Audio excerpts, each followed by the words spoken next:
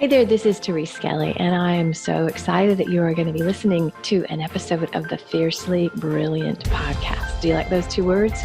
Fiercely Brilliant. My hypothesis is that you are here for a reason. We all are. Our souls have led us on journeys that have very often taken some twists and turns, and sometimes it's not pretty. Sometimes there's struggle and there's loss and there's challenge, and in the middle of that, there's always a way out. And it's those times that often lead us into our great life and work. So you're going to hear stories in these episodes of myself and other beautiful people that share the journey. They share how they got to the place where they're standing, working in their brilliance, and being the powerful leaders that they are. So stay tuned and enjoy this episode. Hey, this is Therese, and in this episode of the Fiercely Brilliant podcast, I'm going to tell you a story about my dog, Murphy. And it's totally relevant. So if you're like, wow, she's losing it now, we're talking about her dog. Everything is related. I'm going to show you how this ties in to your business. Okay, so the title of this show is called When You Know Better, You Do Better. You've heard that before from Maya Angelou, right? And so I want to share an example from my dog, more so from me training my dog and what's happening in that front and how it relates to you. Okay, back up. I always get rescue dogs, like unequivocally. I always get a rescue dog. And invariably they come with stuff, right? They've got their issues, they're a little whatever. And, in the past, I've tried dog trainers. And somehow I always end up with kind of nutty dogs. Now, one would say that I'm the common denominator, but it wasn't until I got the right level of support that I noticed something changing. Okay, back up. The dog I have now is named Murphy. Prior about a year and a half ago, we had two dogs. I had Finley and Murphy. And Finley, she's my soulmate dog. Have you ever had that one where it's just they're like more special than any other pet or any, sometimes human. And Finley was wild. Finley's breed was what's called a Carolina dog, which meant she was a dingo. She was like an American dingo, so kind of like a wild dog. And I knew her background. And I could say, oh, she was, rescued. She was just wild. She wasn't socialized. And so what would happen is that she was super anxious. She was high strung. Like you couldn't drive in the car if there was a dog by. She literally would just scream and go nuts. And so it wasn't fun. And because she was so anxious, she was really cuddly. She was always with us or connected. So on one hand, I love that part, right? She was mama's girl. Okay, so we had Finley and Murphy. Finley got killed. And when Finley got killed, I thought, I want to get another dog, a puppy, or maybe another dog. And yeah, I don't want to bring them into this bad behavior because Murphy I got as a rescue dog when he was 8 months. But then he was like the lowest common denominator was Finley's craziness. So he just got anxious and did all the things that Finley did. So I determined like, all right, that's it. I'm going to learn. So I spent a year on Instagram following amazing dog trainers and he got better, but he still was anxious. In fact, did y'all know the story? I broke my finger and had to have surgery and I was in therapy for 7 months because I was walking him and he lunged at somebody, just ripped my hand apart. Yeah, that kind of anxious, right? Or that kind of whatever, protective, reactive. So let me fast forward. I'm going to go to Ireland. And I'm like, what the heck do I do with the dog? I don't know what to do with him. I got to put him somewhere. I don't have anybody to watch him.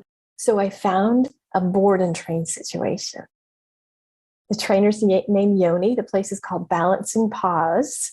And their stuff will be if you're in Phoenix, if you want, it's fabulous. Anyway, so basically Yoni, the trainer, because I had a couple sessions before, was like, yeah, no, you're not doing it right. I kind of knew I wasn't doing it right, but here's what I was doing. And here's how it's related to you and your business. I was factoring in all the emotional pieces. I actually was making with, especially Finley, because Murphy's a way better behaved dog. With Finley, I was using her story. Like, she was a wild dog. She wasn't socialized. Oh, she's just afraid. And instead of creating a context or an environment where I made her feel less anxious, like all the things I was doing, actually coddling her, snuggling her all the time, rewarding her, meaning like, oh, you're okay, Finley, don't you know what I mean? Like, I actually was making it worse and I didn't even know, again, and I had dog trainers, but none of them used the right tools. And I'll show you what the tools are in a minute. So I'm with Murphy, bring him to Yoni. And the first thing he said when we're training in the yard, he's like, stop talking to him and stop looking at him. And basically, you need to relax and just expect that he's going to be. And I was just like, what? So there was a whole lot of pattern interruption, right? I was aware that I set a limit in my head of what was possible for him. I used all the experience of my crazy previous nut job dogs to determine, and I had so much fear, like God, because he would lunge at dogs and he was kind of reactive. And so I would go out of my way when I was walking to not ever be near you. And it was very stressful. And what I discovered is that I was bringing all of that to the mix.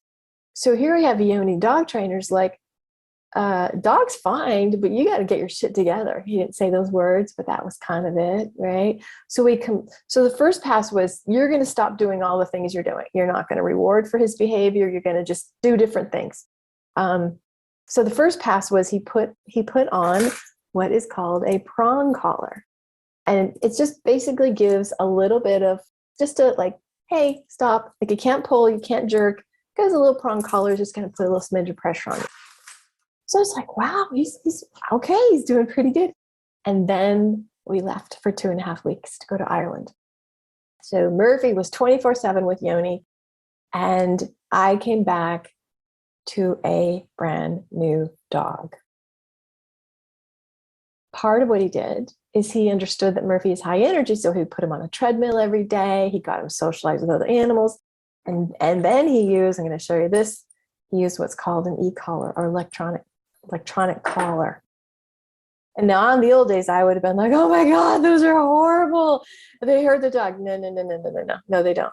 Like, if you turn this on, all it does, it goes, it like literally buzzes. There's no pain. It's not like it's shocks. So the reason I'm talking about this is because these tools and my changing my mindset around what's possible for the dog have created a whole new thing. Like, this is a dog I was terrified would, rape and pillage. Not really, but he was, when he's lunging at other dogs at the park, again, I've 7 months of therapy because he lunged at somebody.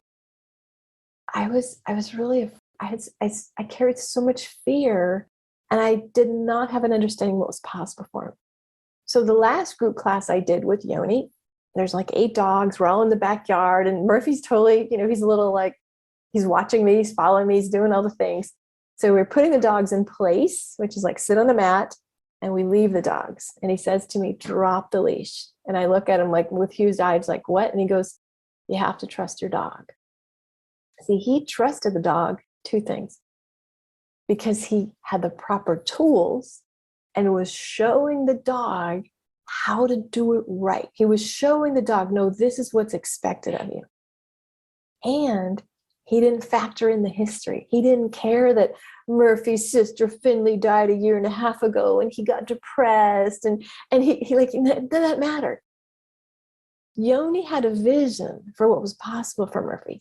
I came in with history. I came in with not enough experience, the wrong tools, the wrong teachers and coaches, basically my dog trainers, and my own stuff that allowed me to basically keep the dogs at their lowest common denominator. And I'm a freaking good dog mom. I mean, I really am, like, but I didn't know better, right? And so the application here, so let me tell you. So we're at dog school. Murphy's on his little placemat, and there's 8 other dogs, and he probably stayed put for 10 minutes because he was in a down stay. And then I called him and he came to me and I'm just like, who the hell is this dog? It's been magnificent. And it really is about the proper tools. And it's about taking out the emotions and the negative expectations. And again, we all bring our stuff, right? I don't understand, because I spent a bunch of money and a bunch of time with other trainers going, why can't you get my other dogs, Finley and the one before, Kaylee? They're so wild, because nobody ever basically said, this is the right tool. And more so, you need to be right, so the dog isn't reacting to you. And Yoni's kind of hardcore, like when I dropped Murphy off for 2.5 weeks, oh my God, I had visions of he's going to hate me. And I mean, and Yoni just meets me out in the front yard. He grabs a leash. He says, don't look at him. You're not going to hug him or say goodbye. Turn around and go to your car now. Because he didn't need like, oh my God, Murphy, I'm so, like, he didn't need that. The dog didn't need that.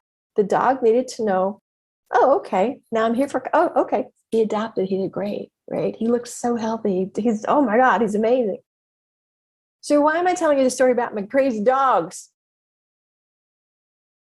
It's because a couple things. Number one, what's your story? Let's take you. Let's say you're the dog, right? What are the stories that you're caring about yourself, your family's caring about you, or your experiences have shown you, right? Like with Finley and my other dog, I literally was, oh, but this was the trauma in their past, or, oh, this is why they're this way. And yeah, I mean, I talk about trauma all the time. I talk about what has happened to you. I talk about where you have come. I was a freaking therapist. Like, I've lived this, right? But it's our stories and it's our self-talk that determine what we can achieve, who we become. Like Yoni looks at my dog and says, this is easy. Of course I can see. And I'm like, what? But he lunged. Like I was in freaking surgery because this dog, like, what? Because Yoni was neutral. Yoni knows the power of what good tools, good training, consistency, repetition, and more importantly, training the freaking owner. So if you're the owner of you, and I'm going to be Yoni with all my tools, first thing I'm going to say is, what's the story you're telling yourself? And drop it, stop it and drop it. Right? So that's number one. Because when you work with me, one of my gifts, it really is kind of a cool, I love this gift about me. I can shamelessly say, I see you as God sees you. I see you through the eyes of love and possibility and potential. And yes, I can see the woundedness and the history and where things have been broken or where perhaps it hasn't worked. And I literally have said to people like, God, I wish you could see through my eyes. I wish you could know the truth about you like I do. And so that makes me tear up. Whew. So, number one, what are the stories or the references to your history that you have relied upon or has forged the identity of, well, that might not work, or, but I need a special, oh, I don't know, right? That's number one. Number two, what tools have you gotten in place? I had other dog trainers. I did not neglect my furry friends. I paid a lot of money and I tried really hard. And I understand now there's two different camps of dog training, right? One is the force-free, one is the balanced. I'd really rather a balanced dog. Because seriously, when like I literally put this on my hand, I put it on the boys and I'm like, feel it. It literally is like, it's just a tiny buzz. There's nothing shooting in their neck. There's no pain. It's just a pattern interrupt. It's just, hey, attention here, attention here, attention here. That's all it is. But I never had a trainer that would do this. And I didn't know what was missing because I was following the trainers that I followed, and I thought they were really good. And maybe it's just me, or maybe I just have like crazy nut job dogs, but I never got the result I wanted. And so sometimes it's literally getting the right tools, and the tools that bring you back to the desired state, right? So again, I'm doing a lot of metaphor with dog training. If you just allow the dog to free roam, or like Finley, because she was the embodiment kind of a nut job that I adored. If I let Finley be in her anxious self, it actually makes her more anxious, right?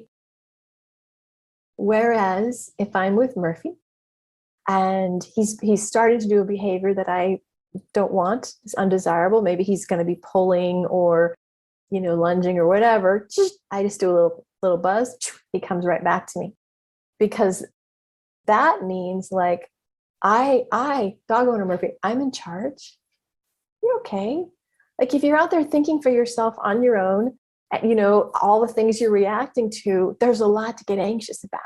But when you're just walking with me, and when you're following what we're doing and we're connecting, what's to worry about? And I have to say, it is stunning. Like I live near a golf course and I walk every day. Anytime anybody hit a ball, he was lunging. Anytime there was a bird, he was lunging. Like there's a lot that he had to be involved in. Like that's not an easygoing dog. That's a dog that's like, whoa, oh God. Like he's constantly responding to his environment. And I want you to ask yourself, is that you? Or can we put can we put the little metaphoric shock collar on you? It was like, zzz, focus, focus, focus. Now for me, in a business perspective, that's boundaries. That is boundaries. Who do I let in? What do I put out? Meaning keep out. Where is my attention going?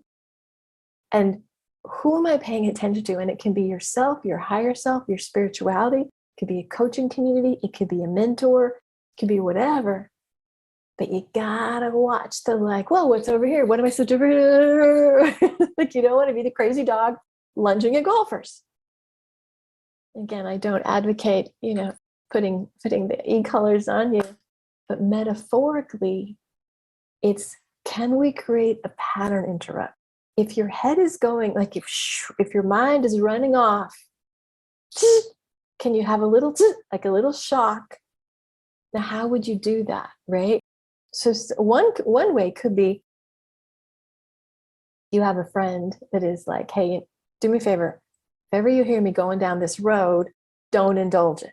Like if I start talking about how I'm afraid this isn't going to work or how it never works, and again, I don't mean you be like, you can't have feelings, but there are times when it's just like, you're not in your strength. You're not in your gifts, your greatness.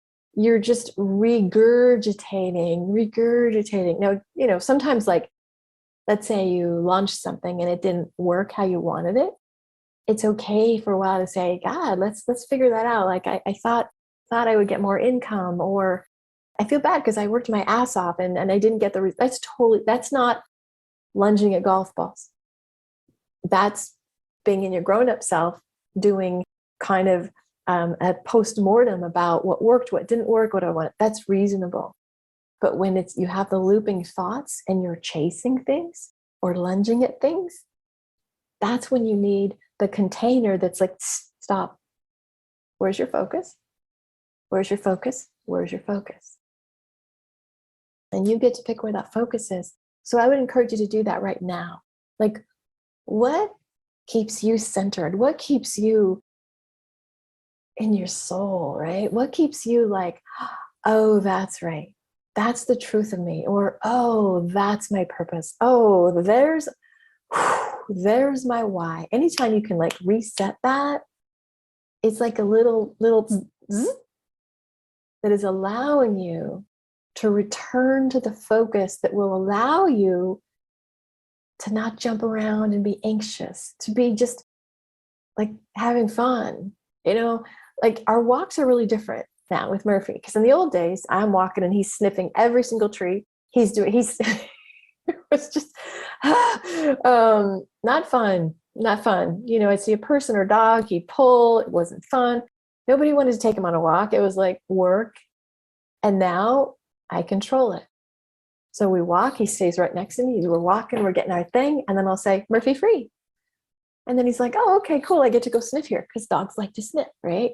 And then I'll give him a few seconds and I say back, and he comes back. So he's very responsive, and I still let him have those moments of freedom.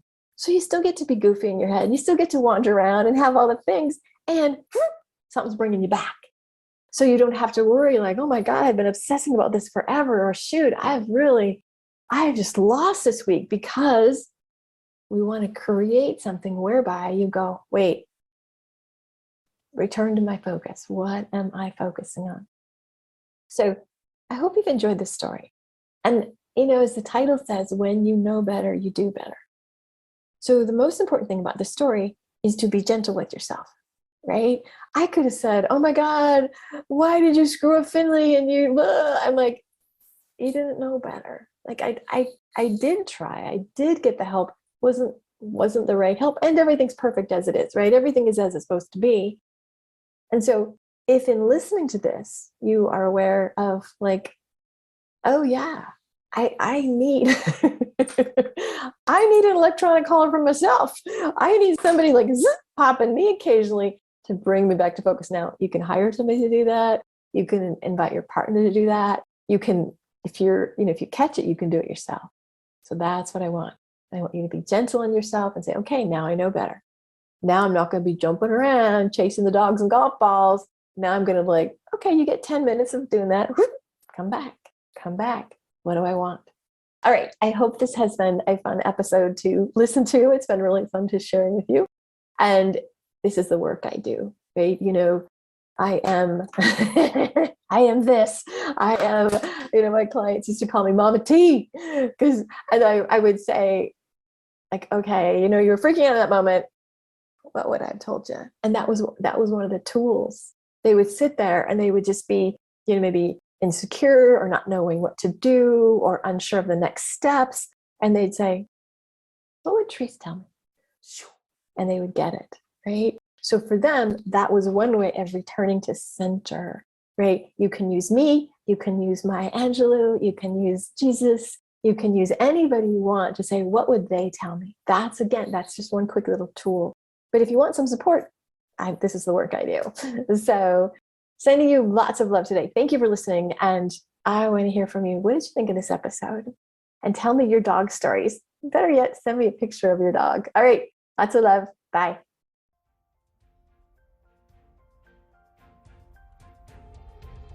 Hey, I really appreciate you listening to that last episode. And I would love to get to know you a little bit more and to get to connect with you on a deeper level. And here's what I suggest. I've got a Facebook group that corresponds with the content of these podcasts. It's called Fiercely Brilliant Women in Business with Therese Skelly. So if you just search Facebook, Fiercely Brilliant with Therese Skelly, you'll find the group. It's a really nice group. It's a small group, and I'm super active in it. Each week, we have a lot of supportive conversations. I share a lot of resources. I do a lot of coaching on the spot, and I would love to have you join me there. So if you like the vibe of this podcast and you want to hang out with a pretty darn cool community of women, join us at Fiercely Brilliant on Facebook with Therese Skelly. Alrighty, peace and blessings, and I hope to see you in the group. Bye now.